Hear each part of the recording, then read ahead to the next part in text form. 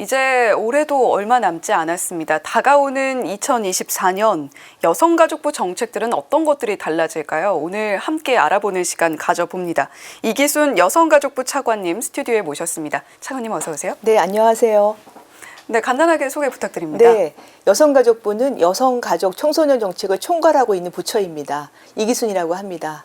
예, 오늘 달라지는 정책들 이야기 좀 나눠볼 텐데 여성가족부의 슬로건이 언제나 든든한 가족입니다. 가족 정책들로 다양한 가족 형태들도 지원을 하고 계신데 먼저 한부모 가족 얘기를 해보면 좋을 것 같습니다.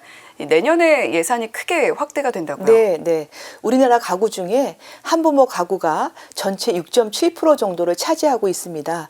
근데 다들 뭐 예상을 하시겠지만 한부모 가족의 경우에는 혼자서 생계도 책임져야 되고 자녀 양육도 해야 되기 때문에 상당히 경제적인 어려움을 많이 겪고 계시거든요.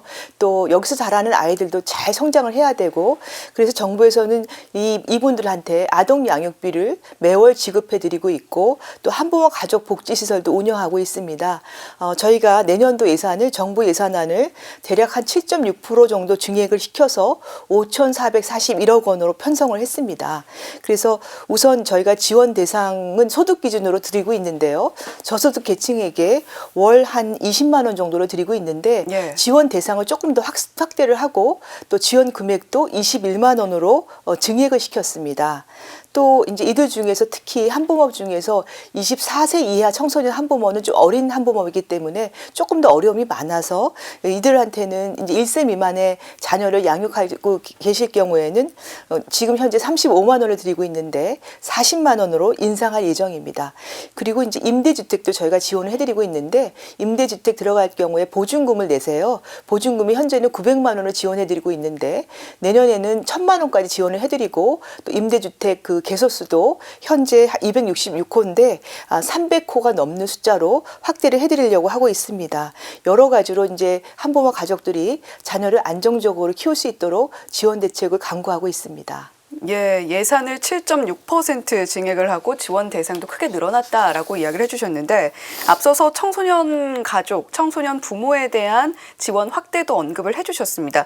이게 가정에 대한 지원 금액 상향인가요? 아니면 아동 양육비 지원에 대한 상향인지 궁금한데 아동 양육비 면에서는 얼마나 좀 확대가 되는 건지 궁금한데요. 이게 지금 아까 말씀드린 게 그 아동 양육비라고 보시면 되고요. 예. 지금 말씀 주신 청소년 부모들 같은 경우는 청소년이면서 학업도 해야 되고 자녀 양육도 해야 되고 경제 활동을 하기 때문에 상당히 어려움이 많습니다. 그래서 저희가 이 양육하고 있는 청소년 부모한테도 월 20만 원에서 내년에는 월 25만 원으로 그 수당을 늘릴 예정이고 여러 가지 이 청소년 부모들이 스트레스를 많이 받을 수 있기 때문에 아이를 잘 키울 수 있도록 여러 가지 또 지원도 해드릴 예정입니다. 예, 참 청소년 부모, 특히 한부모 가족일 경우에 더더욱 힘들게 좀 지내셨을 것 같은데 이번 2024년 달라지는 정책으로 좀 숨통이 트이지 않을까라는 기대도 하게 됩니다. 자, 여성가족부와 천주교 서울대교구 생명위원회 그리고 우리금융미래재단이 올해 7월부터 추진해온 우리 원더패밀리 사업에서도 지원 대상이 확대된 걸로 알고 있습니다. 연령이 상향된 배경에 대해서 설명을 해주시면 좋을 것 같아요. 네, 우리 세 기관이 여성가족부 또 서울대교구, 천주교 서울대교구, 우리금융미래재단 세 기관이 7월에 업무 협약을 맺고 이렇게 청소년 미혼모, 미혼 한부모에 대한 그 지원비를 드리고 있는데 만 19세 미만까지 월 50만 원을 드리고 있어요. 그런데 실제로 이분들이 이제 생활을 하다 보니까 이제 19세가 넘어갈 수 있잖아요. 예. 그래서 저희가 11월 달까지 대략 한 90명까지 지원을 했는데 연말부터는 그 순위가 조금 낮아지는 22세 미만 청소년 한부모한테까지도 이 생활비 지원을 해드릴 예정입니다. 그럼 보다 많은 기간 동안 생활비를 받으시게 되겠죠. 또 요즘에 가정을 보면 보통은 맞벌이 부부가 많은 것 같습니다. 일하라 육아하랴 또 큰 부담이 되는 것도 사실인데 여가부에서 이를 위해서 아이돌봄 서비스 지원도 역시 확대를 한다고요. 네. 그 맞벌이 가구들한테 저희가 아이돌봄 서비스를 해드리고 있는데 주로 보육시설을 다 갔다 온 이후 시간이라든가 아침 출퇴근 시간에 직접 아이돌봄이가 가정으로 나가는 서비스입니다. 그래서 예. 국민들이 대단히 만족도가 높고 하고 이용을 아주 많이 하고 있는 인기 있는 서비스인데요. 저희가 특히 이제 등하원 시간이 이제 많이 출퇴근 시간대 이용들을 많이 원하셔서 이용 시간이 840시간이었는데 올해부터 960시간으로 늘려드렸습니다. 또 하나는 내년부터는 좀 더 많은 가구가 받으실 수 있도록 현재는 8만 5천 가구가 이용하고 있는데 내년에는 한 11만 가구들이 이용할 수 있게 되고 27년도에는 한 24만 가구가 이용하게 될 것 같습니다. 그리고 현재는 또 아이를 많이 안 낳으셔서 한 자녀만 갖고 계신 분이 많은데 두 자녀를 갖고 있더라도 다자녀로 인정해 주자는 공감대가 많이 확산하고 있어서 현재 정부에서는 실제 주택 공급이나 차량 취득세한테 두 자녀 가구한테 많은 혜택을 드리고 있어요. 그래서 아이 돌보미 서비스도 두 자녀 이상한테는 본인 부담금의 10%를 경감해 드릴 수 있도록 해나갈 예정입니다.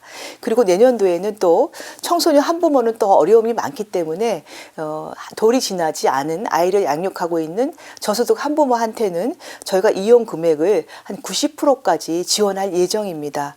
그리고 이제 보다 안심하고 아이돌봄 서비스를 이용할 수 있도록 이 돌보미들이 교육 시간도 늘리고 좀 더 양질의 교육을 받을 수 있도록 할 예정이고 현재는 먼저 돌보미가 된 다음에 교육을 받았는데 앞으로는 교육을 받은 다음에 돌보미가 될 수 있도록 제도를 개편할 예정입니다. 그리고 이제 아직 법이 개정이 안 됐는데 아이 돌보미도 자격증을 도입을 하고 또 민간 시설에서도 이런 부분들을 등록을 하면은 이용할 수 있게끔 민간 서비스 제공기관도 등록제 도입도 지금 추진하고 있습니다. 네, 전반적으로 서비스의 양과 질 모두 확대될 것 같다라는 기대감이 듭니다. 자, 요즘 다문화 가족의 비중도 많이 늘어나면서 다문화 가족을 위한 정책 수요도 상당히 많아지고 있는 것으로 알고 있습니다. 가장 중점을 두고 정책을 추진하고 있는 부분은 어떻게 볼 수 있을까요? 지금 다문화 학생 수가 한 18만 명으로 전체 학생의 3.3%를 차지하고 있어요. 주로 이제 우리 다문화 청소년들도 우리나라 시민으로 미래 인재로 양성이 돼야 되는데 사실 보면 이제 학교 적응이나 학습이나 진로 설계에 많은 어려움을 겪고 있고 또 실제 고등교육기관 취학률이 동일 연령대 청소년들에 비해서 30%포인트 이상이 조금 낮습니다. 예. 그래서 학력 격차가 좀 벌어지고 있어서 저희가 기초학습 지원을 해드리고 있습니다. 전국의 가족센터를 통해서 취학 전이라든가 초등기 기초학습 지원을 해드리고 있고 또 이들이 또 이중 언어를 할 수 있잖아요. 엄마 나라 말을 할 수 있는데 예. 이 말을 조금 더 잘 연마해가지고 글로벌 인재로 성장할 수 있도록 이중 언어 사업도 보다 활성화할 예정이고 그리고 저소득 다문화 가족 자녀들 같은 경우에는 학습권을 보장하기 위해서 여러 가지 뭐 도서 구매나 독서실 등을 이용할 수 있는 뭐 교통활동비 지원도 신규로 해드릴 예정입니다. 예. 자, 그렇다면 이번엔 청소년 정책 좀 짚어보면 좋을 것 같은데 여가부에서 위기 청소년 또 고립 은둔 청소년들에 대한 지원을 하고 있잖아요. 네네. 내년부터는 관련해서 달라지는 점들이 있을까요? 네, 그 고립 은둔 청소년 사업은 정부에서 여태까지 하지 않았던 사업입니다. 예. 근데 지금 일단 실태 조사를 해보면 19세부터 34세까지의 고립 은둔 청년들이 약 54만 명인데 이들의 대부분의 절반들은 청소년기에 이 은둔 고립이 시작이 되고 있다고 합니다. 청소년기부터 이제 은둔 고립을 하게 되면은 이제 가장 큰 것이 교육 기회를 상실하게 되고 사회적인 관계가 없기 때문에 지지 체계도 없어지게 되죠. 그래서 저희가 내년에는 시범 사업으로 11개 기초자치단체의 은둔 청소년들을 발굴해가지고 이들을 이제 먼저 찾아가서 사례 관리를 하고 또 필요한 상담을 하면서 학습 지원을 해드리고 또 필요할 경우에는 자립 지원을 할 수 있도록 도와드릴 예정입니다. 네, 여러 가지로 지금 다각도에 혹시 고립된 청년들 없는지 살펴보고 있는 여성가족부입니다.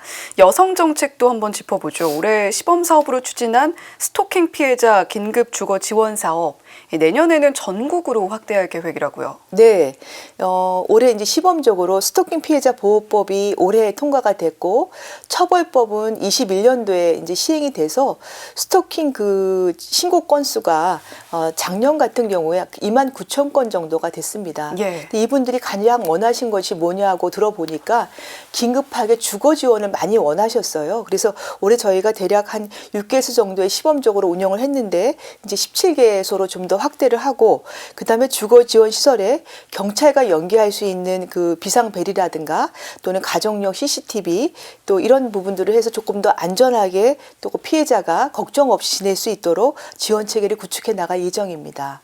네, 여러 가지로 특히 이 집이 악몽의 공간이 되지는 않아야 된다라는 공감대와 함께 정책도 꼼꼼하게 설계가 되어 있는 상황이고 더욱더 확대가 된다라는 소식까지 전해주셨습니다.